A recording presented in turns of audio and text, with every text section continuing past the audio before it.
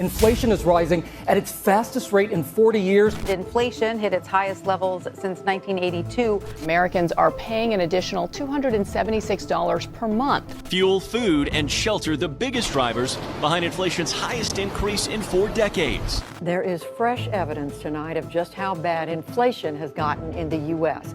Consumer prices in January jumped 7.5% from a year earlier. Everything has really gone up, and it's gone up substantially. Food, almost 10%. Look at gas. I mean, that's out of control. But, rent, 5%. Electricity, almost 12%. The Consumer Price Index report showing a 7.9% rise over the last year. Experts are saying expect to see that inflation number rise even more, potentially surpassing 8. We're finding it's much harder to reopen the economy than it was to shut down, and the costs have been staggering. Yeah. Inflation's not gentle. It's a sledgehammer, and we're seeing that play out in the numbers. The Biden administration acknowledging it may get even worse before it gets better. Well, I mean, we've shown you the news. We're all seeing it in the news, of course. We've just talked to Shad on the ground level when it comes to food. I want to take maybe a sort of bird's eye view with someone that perhaps understands some of the political implications of what we're seeing here. Of course, I'm talking about, one of our favorite guests. We've had her before, Catherine Austin Fitts, former Assistant Secretary of Housing and Federal Housing Commissioner at the United States Department of Housing and Urban Development, former Managing Director, member of the Board of Directors of Dillon, Reed and Company, and she's the president of Solari, Inc. And if you haven't checked out Solari.com, then you're missing out on one of the great resources on the planet Earth today. It's my honor and pleasure to be joined now by Catherine Austin Fitts. Catherine, thank you for taking the time today. Hey, Del. And I just have to compliment you on your last guest. I was sitting here watching. What a great description of what's going on in the food supply. Really good.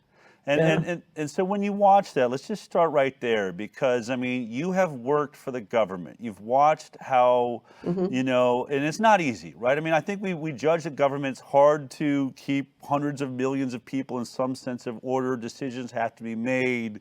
But here you have a rancher. He's just on the ground. This is just a working man. This is literally, the backbone of America. When I said to him, when we think of the American cowboy, there's no image that better signifies who we are as a nation and how we started. And to think that the pressure he's feeling, and he seems to have a sense that it's coming from powers that are higher up outside of his direct contact. What is your sense of that from the background that you've had when we look at this? So we've had a process that has been going on for a long time in many industries, but you really see it and feel it in food. And that process is to create an unfair state of play between insiders and outsiders, and government policy being used to significantly advantage the insiders vis-a-vis the outsiders. And if and that's not one thing, it's thousands of different policies, Del, but it significantly advantages or results in the consolidation of an enormous amount of production and distribution in the seed and food supply into the big corporations.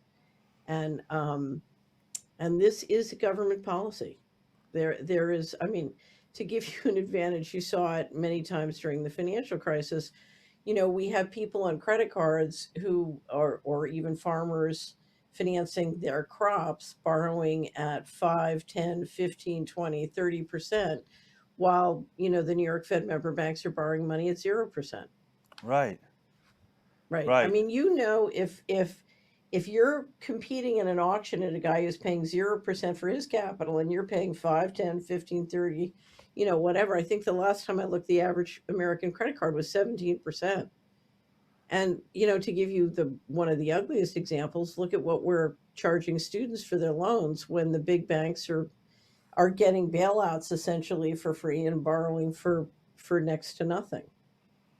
So when we look at this, and I think that's incredible. Is that because?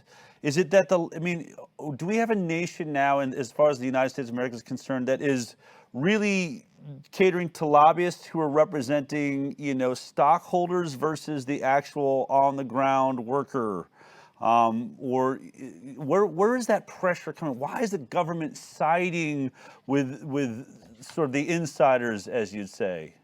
So this is happening for many, many reasons, but one of the reasons it's happening is digital technology allows you to centralize control in multiple ways. And so the players who get good at the technology and sophisticated at the technology are are moving at a much higher speed in the marketplace than those who don't.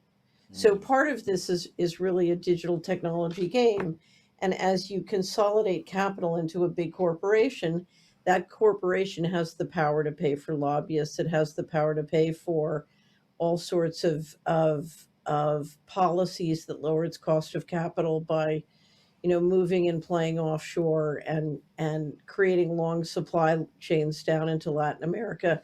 The list goes on and on. But the reality is that we've basically allowed Wall Street and Washington to continually centralize through criminal means. And so we have the US federal government acting outside of the financial management laws for decades, and that is directly advantaged or related to the insider outsider game. So if you run the American government for many decades outside of the Constitution and you disobey the financial management laws, you end up with enormous centralization of money and power. And when you say centralization, is that something that just centralized in America? We think about the Fed Bank, or are you looking at this as more of a globalist centralization that's taking place around the world? So this is happening globally, but let me just let me use an example of the last 2 years. And this is something used so many times and talked about many times. So we announce we have a pandemic, and then we announce that the small businesses have to close, but the big businesses can stay open because they're essential. So if you're an insider, your business is essential. And if you're outside, your business is not essential. And the way that's engineered, literally town by town, is suddenly all of my customers at a small business now have to go to the big business, and it helps drive the stock market up because that big business is a publicly traded business. And so you shut down 10 small businesses and everybody goes to Costco or Walmart or the large business, which is allowed to stay open. And you all those businesses pick up dramatic amounts of market share overnight thanks to government policy. There was I don't know if you saw it, there's a wonderful argument between Rick Santilli and one of the hosts on his network, where the host is trying to explain that it is science that 10 businesses have to shut down right next to and sharing the same parking lot with a large big box store, which can stay open, because the magic virus will not attack you in the big box store, but it will cause you to get sick in the small business. Right. I mean, right. So that's what we call disaster capitalism. It's economic warfare. And the government is engineering a takeover of the market share of the small business essentially for free, rather than have to compete in the marketplace and win that business. Instead, it's engineered by regulation. I'll give you another perfect example. Congressman Massey is from Kentucky. Yeah. And he's worked for several years to get a bill passed called the Prime Act. Yeah. That would allow significantly more dispersion of slaughter and meat processing. And this is incredible, because if you look at what it takes for a small business to be profitable, one of the things that helps in the states where they've allowed farmers to process up to 20,000 chickens on their farm, in fact, they can be highly profitable. In Tennessee, I lived next to a dairy farm that had to shut down because basically the state and federal regulations made it possible to be economic. But if they were allowed to just sell directly to their neighbors and be lifted from an incredible amount of what is not necessary food safety regulations, they could be highly profitable. And think about it. So here I am in a state of Tennessee, and I've got a significant number of the population, I think it's up to 25%, on food stamps funded by taxpayers. And they're all going down to a big box store, buying food that's shipped in, a tremendous amount of it from 1,000 miles away. And yet there's tons of empty land, and there are a tremendous number of people who could be gardening and doing small farms that could sell directly to them. And in fact, in Tennessee, we've got a great state legislator, Frank Nicely, who's been working to change the rules so that we can have much more food sold locally, person to person. Maine just passed a great new piece of legislation helping to facilitate the local markets. So when you're saying, so to understand this in some ways, I mean, I grew up a liberal, progressive, environmentalist. I, was always angry that, regulatory agencies weren't being taken seriously. They're there to protect the people from poisoning of rivers, all those things. That was the culture with which I grew up in. But now I'm seeing things differently. It's almost like regulations as a weapon against the common worker and man. And so what you're basically saying is that the USDA is sort of forcing a third party to do the manufacturing. I'm not allowed to kill and process my own chickens so I can sell to my neighbors. I have to deliver them all to a plant that takes that and is now regulated. And so I'm unable to be allowed, this is part of what Massey's talking about. I want to be allowed to deliver to my local consumers that are standing right there, standing in bread lines, food lines, and say, hey, I've got food right here I can process for you. But there's this regulation that in order to make sure it's safe, it's got to go through some central plant that's being controlled. And those plants are burning down and coming to, and being more and more limited, more and more controlled by the industry. In theory, there's a great number of regulations that have initially been adopted that make sense and are theoretically very good. But that's only if you have a regulatory infrastructure who is committed to the fundamental purpose and allowed to implement that fundamental purpose of that regulation. So what I would submit, and if you come to Solari, I have a great online book called Dylan Reed and the Aristocracy of Stock Profits, where I sort of explain what happened. But a decision was made at the end of the budget, you had a huge budget war with people trying to get a financially responsible budget through the Congress in 1995. That failed, and a decision was made subsequent to essentially give up on the U.S. governmental mechanism and engineer a financial coup d'etat. So I had one of the largest pension funds in the country say to me, they've given up the country, they're moving all the money starting out in the fall. And literally what we saw was a process began where every year the government would report that literally trillions of dollars had gone missing. And this has happened year after year from fiscal 1998 until 2015, when a series of policies got implemented that they just stopped reporting. And if you go to Solari, we have a whole website dedicated to this. It's called missingmoney.solari.com. That's our homepage. You can link to Missing Money from the homepage. Okay. And we've been able to document all of this. By 2017, we teamed up with a wonderful professor from Michigan State University who did with his graduate students a complete survey. And as of 2015, 21 trillion we had 21 trillion of undocumentable adjustments from the federal government. And at that point, Del, there was $21 trillion in outstanding treasury debt on the books of the U.S. government. So think of it this way. People will tell you that the U.S. government is bankrupt, and what I would tell you is it's not bankrupt at all. It's been robbed. Now, I look at that as a change of control. In other words, it's a coup by financial means. Mm-hmm. And what we saw with the pandemic was an acceleration of the financial coup into a real coup d'etat. And now what we're watching is a governmental entity which is not implementing the law as you and I know it. They're implementing a centralization of control.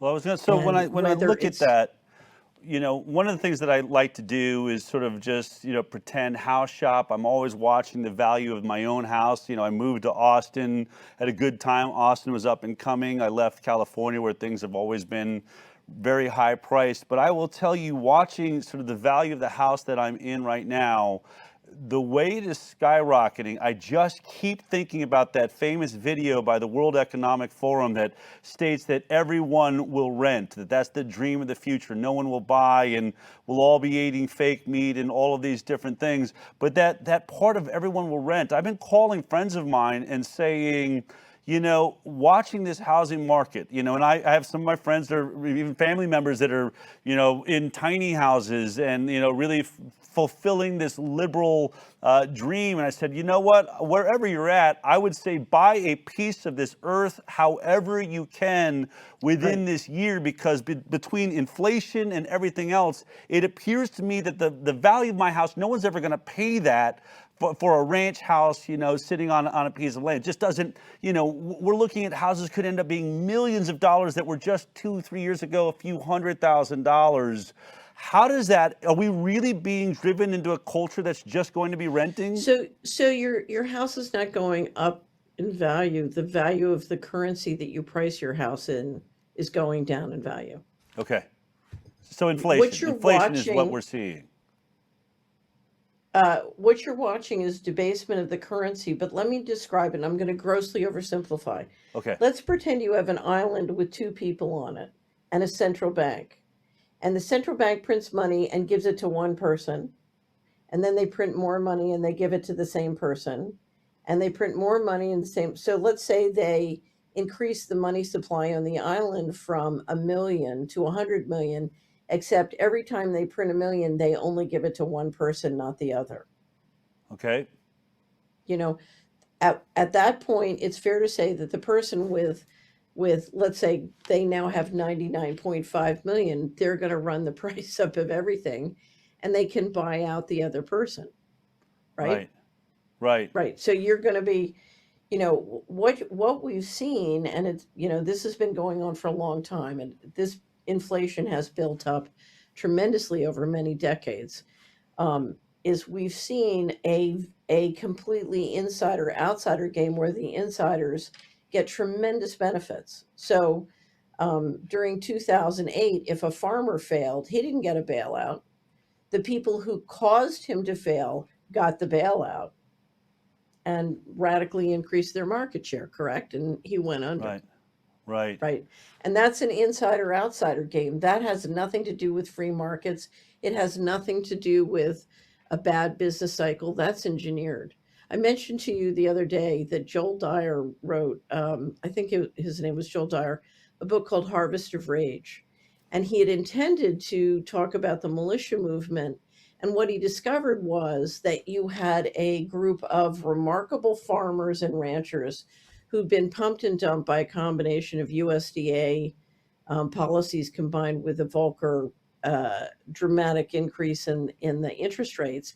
But they'd basically been pumped and dumped financially and destroyed. It was really an entrapment, at which point the FBI and the IRS moved in and moved against them, at which point they realized that they were the target of very significant and criminal economic warfare, and started to organize the militias to defend themselves in very constitutionally legal ways.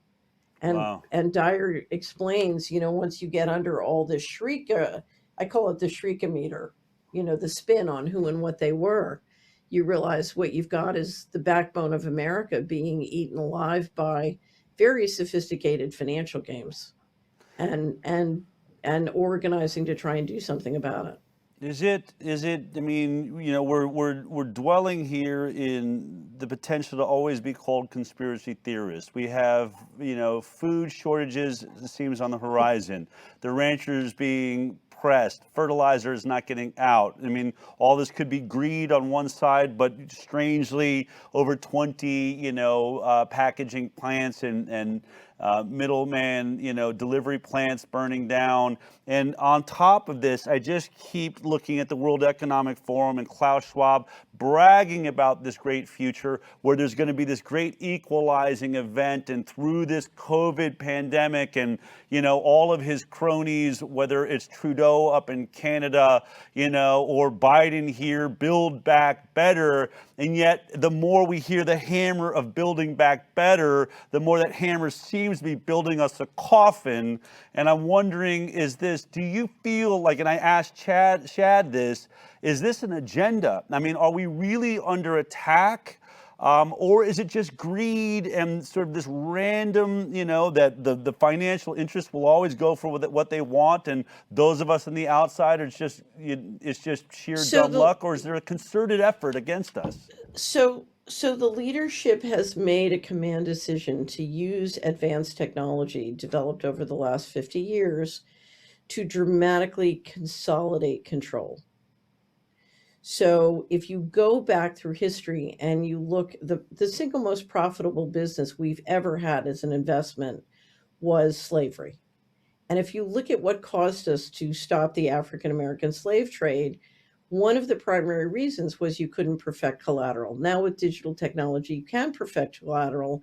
And with modern media and telecommunications, you can use perfected collateral in ways that allow you to dramatically influence what they think and their behavior. Okay, so technology is giving you the ability to return to a form of governance structure where the few can control completely the many, and do it in a way where the many don't even realize. Now, if you look at all the struggles that the American leadership had with working with the mechanics of the federal government as it exists, they're trying to build and run a unipolar empire globally with a domestic population that doesn't understand what the issues are and what they need to do. So here you've got this mechanism which depends on the consensus of the people, but you're trying to run a global empire. And not only that, you know, the invisibility of your weapons, whether they're mind control technology or lasers or satellites from space, you know, they give you phenomenal power that goes to your head. You know, Leonard Cohen once said, we're blinded by the beauty of our weapons. And so you have a group that's gotten, you know, they've gotten the bit in their teeth of what they can achieve globally, and they have no more tolerance to deal with the general population. Part of this is because you've had so much of the economy and operations, whether government or private, run behind secrecy. And you've literally ended up dividing as civilizations. And what we've watched is the civilization of the leadership has now completely broken away. When you're with them and you're talking with them, they don't even think of the general population as part of the same civilization. They have different laws. They have different, you know, they have a different culture. They now have complete financial independence, they believe. And they have gotten the general population to go along with what they're doing to the extent that they've lost all respect for the general population. So there's a cycle of disrespect. And there are many people in the leadership who've wanted to do the right thing, but they can't break through this cycle of disrespect. And they can't, you know, Jeb Bush once said, you cannot create a constituency for financial responsibility. And I want to second that, having been a federal regulator and dealt with very big money in the government. You know, everybody comes to Washington and they want to get their check, or they want to get their contract, they want to get their, you know, their new financial benefit. And the guy who hands it out to them is the guy who gets their vote and gets their support. So, and there are many solutions to this, but the people who've decided to basically re-engineer the mechanism have decided central control works best for them. They've lost confidence in the general population. When we're looking at all of these strange anomalies happening all at the same time, food issues, gas prices, inflation, a war in Russia and Ukraine that sort of magically happens the moment the vaccine proves to be a complete failure, and we're just about to have to tell you you're going to live with COVID, and sorry, we messed this up. Oh, there's a war, everybody look over here. I've talked to other financial analysts that will say that Europe is bankrupt, that they have spent all of the pension funds, and the Great Reset is just a way of hiding the fact that they're going to quietly announce to you that you have no money, you know, the money you were counting on in your retirement is not there. And then strangely at the same time, COVID seemed to attack that pension group, right? The elderly. Now, Right. again, I've never said on this show that I believe in depopulation, but it's getting harder and harder the way these things sort of line up so perfectly. Okay, so we just have to stop with this conspiracy thing. Okay. I grew up as a conspiracy foot soldier. Okay. All I did my whole career was engineer conspiracies. I was taught that the fundamental train tracks of reality are conspiracies. The way you build your future is one transaction at a time. And of course, you always do it with a conspiracy. You keep, you know, you have to be discreet. You get together with So a group of conspire, you get people together with and small groups that make a small decision. groups, and you figure out what you want to do and you build forward. Okay, the whole world is run with conspiracies. Now, I always thought of conspiracies as wonderful things. They were fun to do. They were delicious. I was great at it. I loved money. You know, what's not to love about this? And when we end the Solari report, you know, I always say, don't ask if there's a conspiracy. If you're not in one, you need to start one. Okay. And one of the things that absolutely stunned me when I got booted out of the establishment, you know, I go out in the wilderness and everybody's talking about conspiracies like they're terrible things. I said, are you crazy? You know, conspiracies are great. You better get in the business of building. Because if you want to build a local food supply, you know, if you want to get together with your neighbors and do a food club, if you want to finance a farmer, you better get in the business of transacting your way into building the future you want. Because you're all sitting here scared, putting all your money in to finance the national security state that's trying to kill you. Why are you financing the people who are killing you? Go feed the, you know, go finance the people who are feeding you. You know, give money to the sheriff who's running, who's going to be honest. You know, invest in the local rancher farmer. Go buy some. I mean, there are thousands of ways to do this. But anyway, so my attitude is, what I discovered was that someone had persuaded the general population to denigrate conspiracies because that would make them powerless, and then they wouldn't compete to buy and control the land, or, you know, compete to buy and control the state legislators. In other words, you know, this whole thing about conspiracies is getting us to resign for the game. So if you don't like Klaus Schwab's conspiracy, let's start a conspiracy. And, you know, because I'll be blunt, that's what Solari is. Solari is a conspiracy. And I'm proud of it because I'm a conspiracy foot soldier. That's what I've been my whole life. So, you know, let's get in the game. Because if you look at the conspiracies they're engineering, you know, we're going to be eating insects. Takes a conspiracy to beat a conspiracy.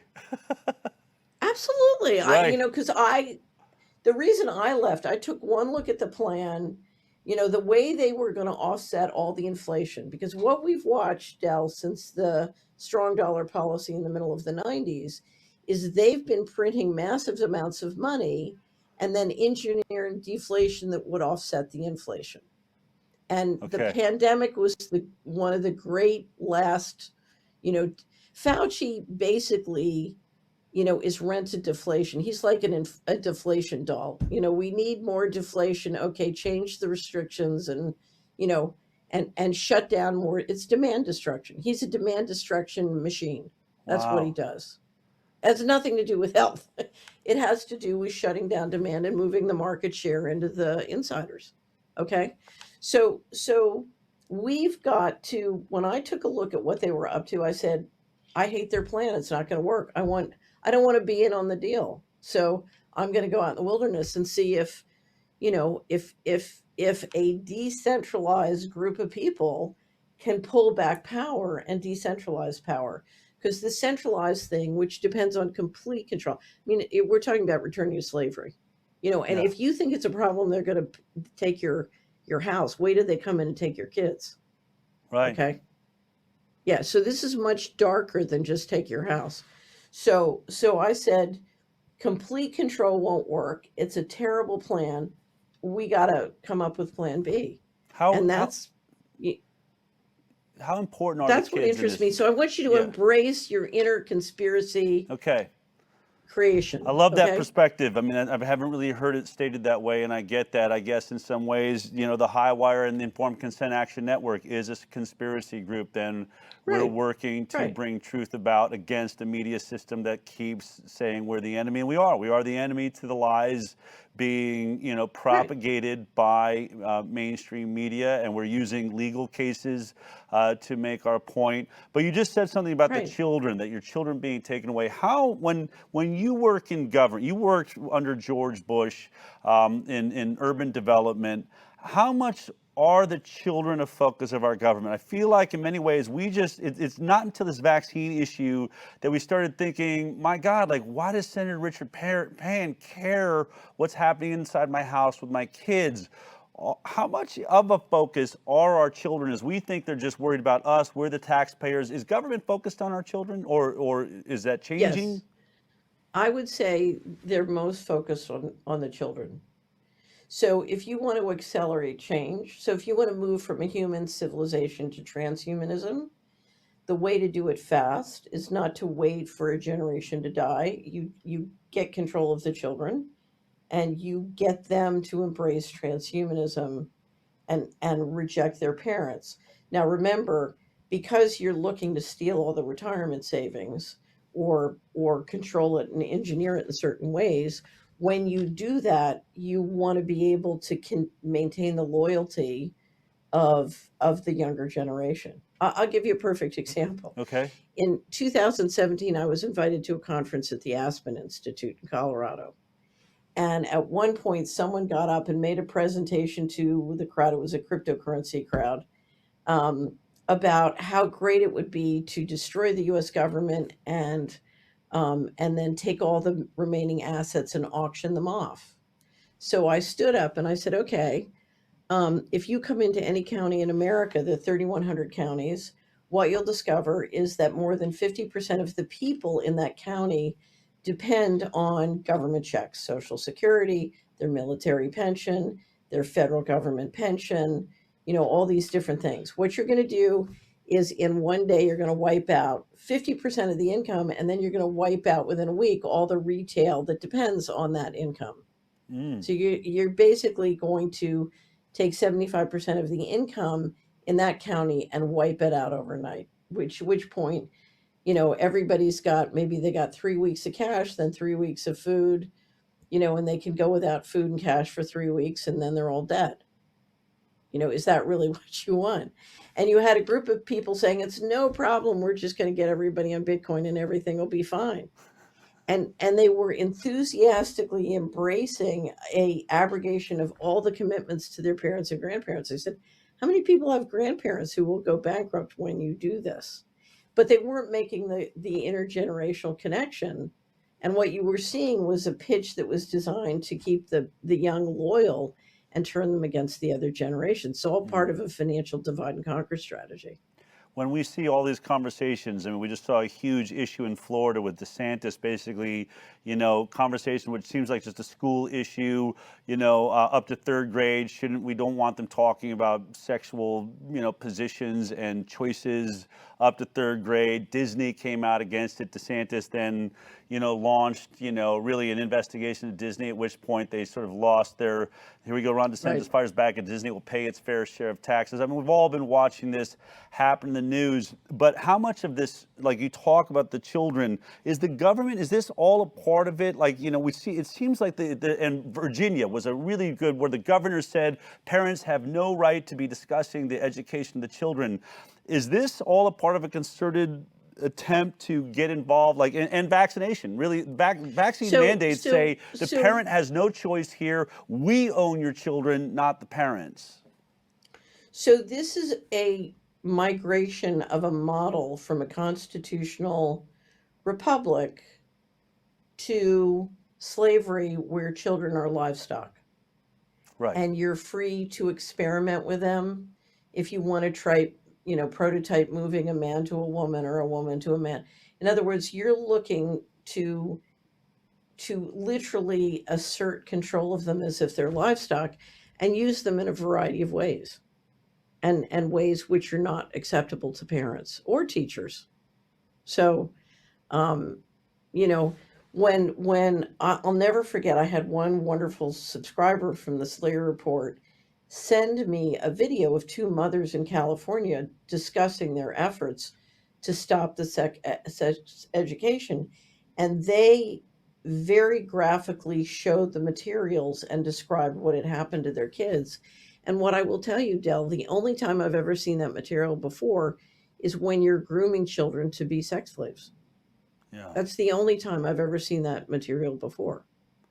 It's been So- really strange to watch, Jen Psaki and our government literally crying over adults not being able to talk about sex with young children. It's totally bizarre. We could go on for days on sort of this mass degradation from so many different levels. But I think we're agreed, and I love the idea that there not only are there conspiracies, we should all be starting one. As you think of solutions, I mean, again, I started out the show. I truly believe we have the power. I believe that I don't care what anyone says. People will say to me, Del, you're just naive. The vaccine pushers, this whole give up on COVID is just a farce. It's just to get us to believe baloney. There's no way they want to see Iowa polls showing that only 34% now believe in the childhood vaccine program. We have clearly shifted this conversation. We've, used that sort of taekwondo, use their energy against them. It's working. They're going back to the drawing boards. So what are the ways, when you think of solutions, what do we as just a person sitting in our home, what do we do to rein back power from those on the inside to get it back to the outsiders? So I'm with you. I think we can turn things. And the question is, how much pain do we have to experience before we do? Yeah. Because part of this is building a critical mass of people in every community and county who are willing to act.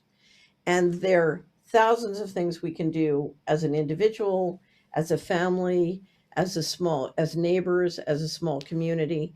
And I think the most important thing I would encourage people to do is one, I do believe, and part of it is I'm a Christian, that we have the victory because they are few and we are many.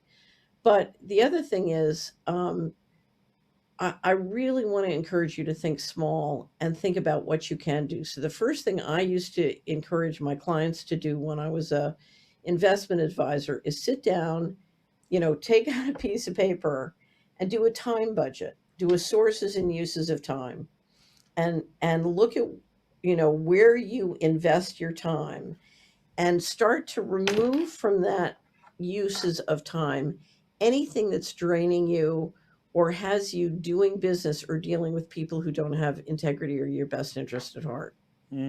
So, turn off your TV, turn off, let's say you can turn off your TV and that gives you 2 hours. So use that 2 hours and gang up with your neighbors, start a conspiracy if you want, and use that time to get a decent sheriff elected, or to find a good local bank where you and 10 of your neighbors and friends can start to get the kind of banking relationship that you deserve. So get the bad guys out of your balance sheet, get them out of your financial statements, get them out of your head, get them out of your life. I know they know part of this because they're watching Highwire, but right.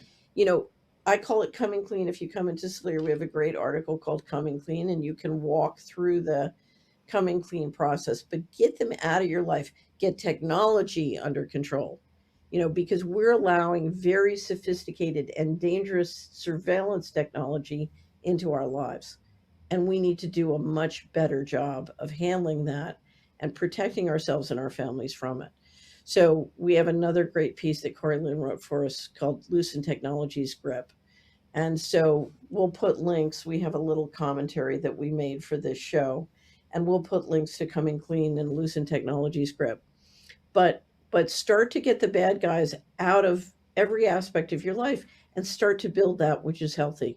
The most important thing you have to do if you want to be financially secure is you have to build good health.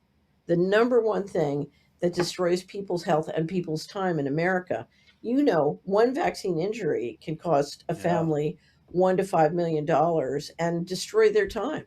Yeah. I mean, just destroy their time.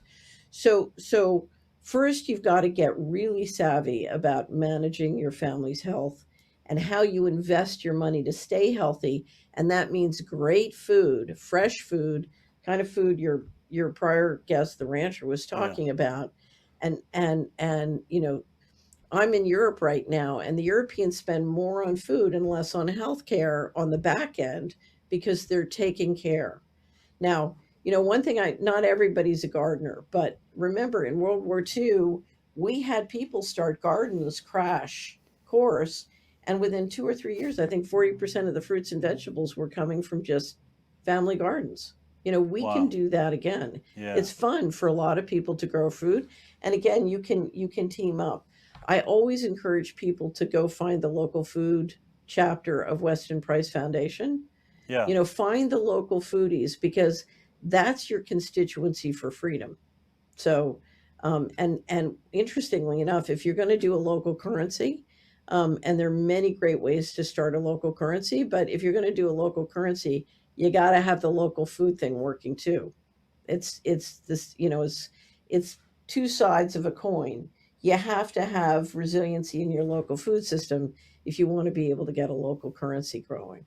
So there are many things you can do, but you have to organize them in a way that saves you time and gives you energy. And the more you get people who are driven out of your life, it's like, I don't know, I used to liken it to a tapeworm. We all have a tapeworm. We have a financial tapeworm. We have a political tapeworm. If we're going to get the tapeworm out of our life, we need to detox the tapeworm. Right. And part of that's financial, part of that's media. I will say this, America has great, particularly in the food area, they have great leaders. And the hardest thing for me when I was in Washington is to see people support the criminals and ignore the great leaders. Right. So I mentioned Congressman Massey. I have a senator in Tennessee. He's not my district, but I support him, Senator Frank Nicely. Every state legislator has these great people who are supporting the Constitution, who are trying to protect your food supply. Will you please ignore the presidential election and support them? Support Right. the people who are really in the trenches. And I'm glad you put up the thing from DeSantis. DeSantis, I can't tell you what it's like to talk to a small business person from Florida. Mm-hmm. You mentioned DeSantis. They want to cry. They're so grateful. Same with South Dakota. Right. Yeah. So we Good to have know. one of the things that happened during the pandemic, you started to see who's who. We Right. have great leaders. If more and more people see us really gathering and supporting them, because many people say, I'm too busy to take action. I said, you're not too busy to look around your community and find the city council member or the activist or the civic leader or the senator, the state senator or the state, house member who's really holding the line and protecting you, and just support them. Yeah. That's it. It's really, I mean, those are all really great points. And I love that, we've all got to build a time budget, get together and focus on where's our energy going. It's such a great place to start. And from that, I think we naturally, our intuition will Right. guide us where we need to The go. greatest political tactic ever created was shunning. Shunning. Just Shunning. start shunning the bad guys, Yeah. calling them out and shunning them. So, I mean, if you've read Bobby Kennedy's book and you're not shunning Fauci and his group. Well, by the way, it takes some time to get through Bobby Kennedy's book, so that's some of your time mapping. Shut off the TV and pick up that book. It's critical to you understanding the world we live in. But I just have to tell you, the book came in on Friday. I started Saturday morning. I didn't have time to read a book. I didn't want to spend my Saturday off reading about Anthony Fauci. So I said, I'm just gonna read a chapter or two. Del, I couldn't put it down the whole day. That was it. It's fantastic. I read it over a weekend too. It's engaging, it's powerful, And boy, you really learn some things. No matter where you think you're at on this, it was totally revealing. Right. Catherine Austin Fitts, you're amazing. Celery.com. Everyone, definitely check that out. If you forget the name of that, remember that always, if you're signed up to our newsletter, thehighwire.com, all of these conversations and these links are available to you, so you don't even have to remember them. But you're doing such an amazing work. It's so great to have someone with that, as I said, bird's eye view. I look forward to having you back again. These are incredible times, but I do believe there are solutions, and certainly the work you're doing is providing that. I'm a part of your conspiracy. We're conspiring, I love it. Right? We're in cahoots. We're conspiring. Let's do it. Let's do it. All right, I'm so happy to be a part of your conspiracy group. Take care, Catherine Austin Fitts. It's great talking to you. Thank you, Del. Have a great day. I will.